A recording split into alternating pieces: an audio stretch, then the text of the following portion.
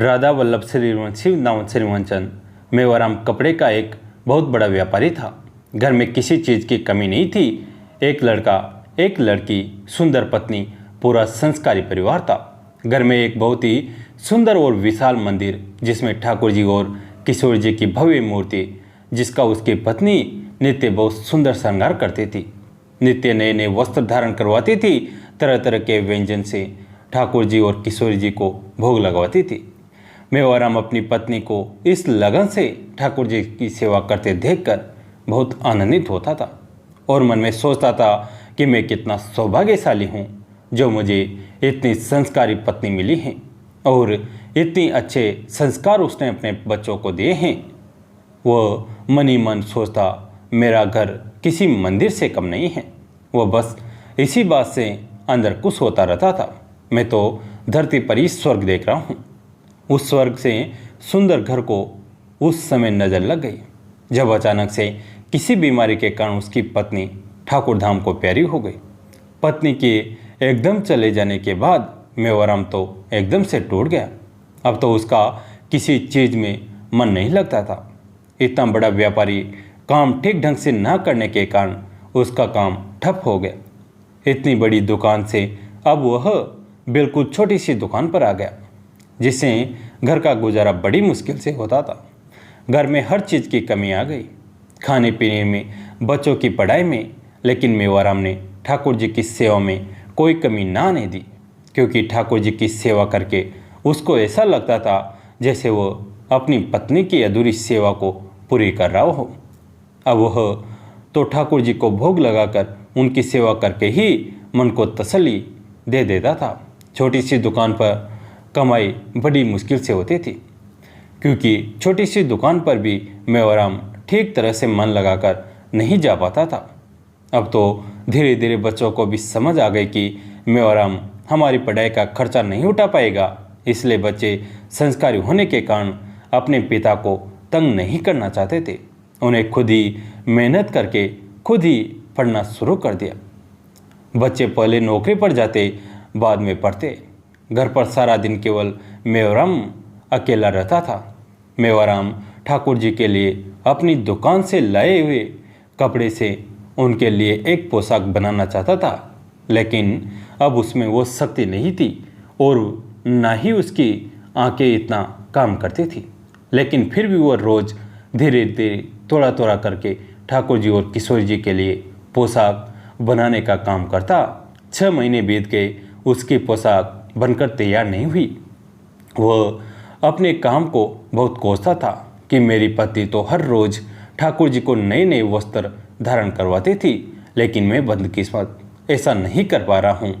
कई बार तो वस्त्र सिलते सिलते उसके हाथों में सुई चुभ जाती थी, लेकिन उसको इस दर्द में भी आनंद आता था। रात को सोने से पहले वो ठाकुर जी की पूरी सेज सजाता, ठाकुर जी और किशोर जी के लिए पीने के लिए साफ जल रखता, खाने के लिए कभी खीर और कभी हलवा कचौरी रखता, क्योंकि उसकी पत्नी हमेशा ऐसा करती थी। और उसकी पत्नी का कहना था कि रात को ठाकुर जी, किशोर जी यहाँ आकर विश्राम करते हैं और अगर कभी उनको भूख लगी तो वो कुछ खा सकते हैं, अगर प्यास लगी तो पानी पी सकते हैं। बस अपनी पत्नी की निष्ठा और विश्वास का वो पालन कर रहा था। उधर किशोरी जी और ठाकुर जी एक दिन जब उन्होंने निकुंज में प्रवेश किया तो सभी सखियों ने मिलकर बहुत ही सुंदर तरीके से घी से बने हुए दीपों की कतार लगाई हुई थी, जो कि बहुत ही सुंदर प्रतीत हो रहा था। ठाकुर जी और किशोर जी ने जब निकुंज में प्रवेश किया तो वह अब धीरे धीरे आगे बढ़ रहे थे। थोड़ी ही दूर जाने पर उन्होंने देखा कि उनके विश्राम के लिए बहुत ही सुंदर सेज सखियों ने सजाई हुई है। पास ही किशोर जी के श्रृंगार का पूरा सामान रखा हुआ है। जैसे ही बहुत सुंदर फूलों की माला रखी हुई है, हाथों पर लगाने के लिए मेहंदी रखी हुई है, पाँव में लगाने के लिए आलता रखा हुआ है, मस्तक के लिए चंद्रिका रखी हुई है और सब सखियाँ बड़ी बेसब्री से किशोर जी को श्रृंगार करने के लिए लालायित हैं। खाने के लिए बहुत ही स्वादिष्ट व्यंजन रखे हुए हैं। पान का बीड़ा जो किशोर जी को बहुत पसंद है रखा हुआ है और सेज को बहुत ही सुंदर एक वृक्ष के नीचे सजाया हुआ है। किशोर जी ठाकुर जी जैसे ही विश्राम करने के लिए बैठे तभी सभी सखियों सकिया उनके पास आ गई। शायद ठाकुर जी और किशोर जी को उनकी सहायता चाहिए होगी, लेकिन ठाकुर जी ने आंखों ही आंखों में सभी सखियों को बड़ी विनम्रता से आग्रह किया कि आज किशोर जी का श्रृंगार और उनकी सेवा का सौभाग्य उनको प्राप्त करने दो। तो सभी सखियां लालजू का इशारा समझते हुए वहां से चली गई। ठाकुर जी ने किशोर जी के पांव में बड़े ही प्यार से आलता लगाया और बड़े प्यार से उनकी वेणी को गुथा, उस पर गजरा लगाया, माथे पर सुनहरी रंग की बिंदिया को लगाया, सिर पर चुनरी को ओढ़ाकर उस पर बहुत ही सुंदर चंद्रिका को धारण करवाया। अभी वो इतना श्रृंगार कर ही रहे थे, तभी एकदम से ठंडी और शीतल हवा चलने लगी। तभी एक सुंदर हवा का झोंका किशोर जी और ठाकुर जी के चरणों को जैसे प्रणाम करता हुआ वहां से निकल गया। अचानक आसमान में बादल गरजने लगे, जोर जोर से बिजली चमकने लगी और अचानक से मूसलाधार बारिश शुरू हो गई। बारिश की वो बूंदें न जाने कब से इस इंतजार में थी कि कब उनको सौभाग्य प्राप्त हो, वो किशोर जी और ठाकुर जी के अंग को स्पर्श कर सके। तभी वर्षा का पानी वृक्ष के नीचे बैठे लालजू और किशोर जी के ऊपर पड़ने लगा। लगातार बारिश को होते देखकर किशोरी जी का मन उस बरखा में भीगने के लिए मचलने लगा और वह जड़ से वहां से उठकर बारिश में आनंद लेने लगी। वास्तव में वो बारिश का आनंद नहीं बल्कि बारिश की बूंदों को सौभाग्य दे रही थी, जिनकी चाह थी कि वह किशोरी का अंगीकार करे, उनके चरणों को स्पर्श करे। लेकिन ऊपर से आने के कारण बारिश की बूंदें ऐसे लग रहा था कि जैसे लाडली जी के सुकोमल अंगों पर उनका प्रहार हो रहा हो, जिनको लाडली जी के सुकोमल अंग शायद सहन न कर पा रहे थे।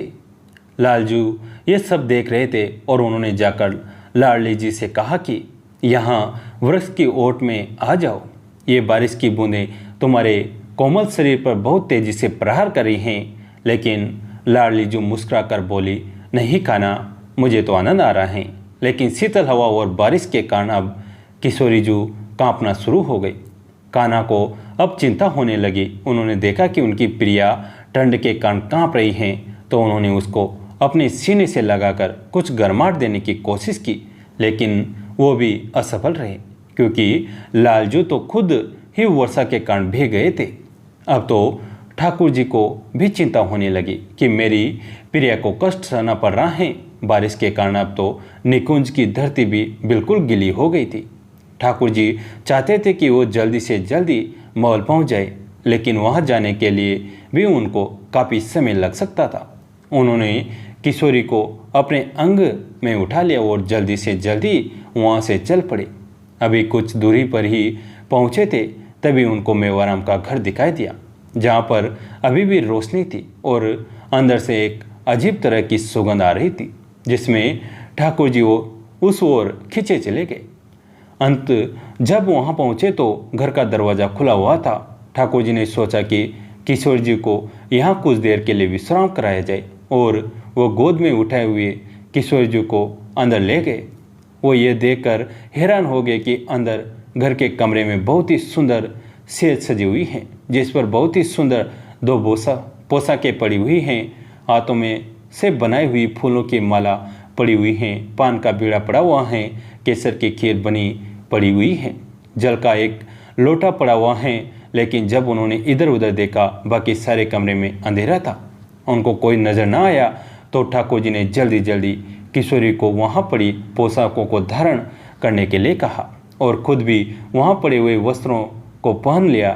काफ़ी देर वर्षा में भीगने के कारण अब तो ठाकुर जी और किशोर जी को तीव्र भूख लगी हुई थी। भूख को शांत करने के लिए ठाकुर जी और किशोर जी ने वहाँ पड़ी केसर वाली खीर को ग्रहण किया, जो कि अत्यंत स्वादिष्ट थी।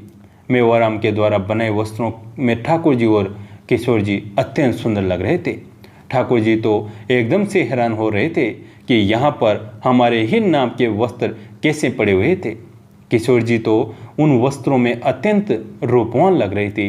ठाकुर जी तो उसके इस रूप को देखकर ठगे से रह गए थे कि आज से पहले किशोर जी को मैंने कभी भी इतना सुंदर स्वरूप नहीं देखा, जितना कि वो इन वस्त्रों को धारण करके सुंदर लग रही थी। पास रखे पान के बीड़े में से दोनों ने एक एक पान खाया। पान का बीड़ा खाने के कारण दोनों के होठ बिल्कुल लाल हो चुके थे, जब सुबह हुई तो मेवाराम उस कमरे में गया तो उसने देखा कि आज ही अचानक इस कमरे में इतनी सुंदर इत्र की खुशबू कहाँ से आ रही हैं। वो वहाँ गया तो वहाँ का दृश्य देखकर हैरान हो गया। मिट्टी से सने हुए किसी के पाँव के निशान कमरे में थे। ठाकुर जी के और किशोर जी के लिए बिछाए पलंग के ऊपर पड़े हुए वस्त्र वहाँ नहीं थे। वहाँ पर तो हीरे रतन जड़े हुए किसी की पोशाकें पड़ी हुई थी, जो कि ठाकुर जी और किशोर जी वहाँ पर अपने वस्त्रों को छोड़ गए थे। पान का बीड़ा खाया, खीर का लोटा खाली था, जल पिया हुआ था। मेवाराम ये सब देखकर स्तब्ध रह गया। वह कोई स्वप्न तो नहीं देख रहा। क्या वास्तव में ठाकुर जी वो यहाँ आए थे? मेरे द्वारा आज ही तैयार हुई पोशाक को क्या वो धारण करके गए हैं? मेरे द्वारा बनाई गई खीर को क्या वह ग्रहण करके गए हैं? उसने जो अपने हाथों से फूलों की माला को बनाया था उन्होंने धारण करके गए हैं? यह सोच कर उसकी आंखों में आंसू धारा निरंतर बहने लगी। क्या सच में आज मुझ पर लालजू और किशोरी जी की दया आ गई है? लेकिन वह हैरान था कि उस कमरे में तो मिट्टी से सने हुए आने के तो एक ही चरण के निशान है, लेकिन वापसी के 2 चरणों की छाप थी। वो उन चरणों में मस्तक रखकर लौटने लगा और चरणों पर मस्तक रखते ही उसको ऐसे लगा कि जैसे किशोर जी और ठाकुर जी ने उसके सर पर हाथ रखकर उसको आशीर्वाद दिया है।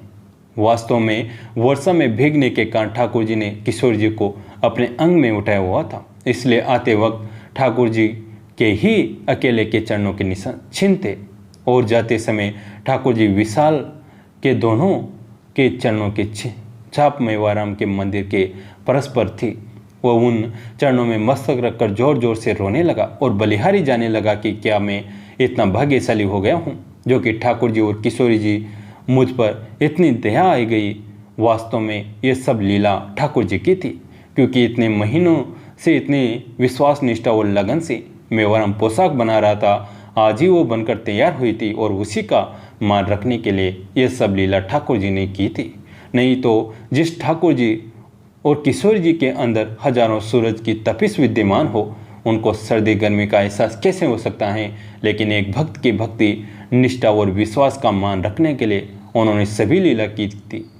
इसलिए अगर हम भी सच्ची निष्ठा, लगन और प्रेम से ठाकुर जी और किशोर जी के लिए कुछ बनाते हैं, उस प्रेम का मान रखने के लिए ठाकुर जी और किशोर जी अवश्य उसको ग्रहण करते हैं। आज मेवाराम को उसकी सेवा का मेवा मिल चुका था।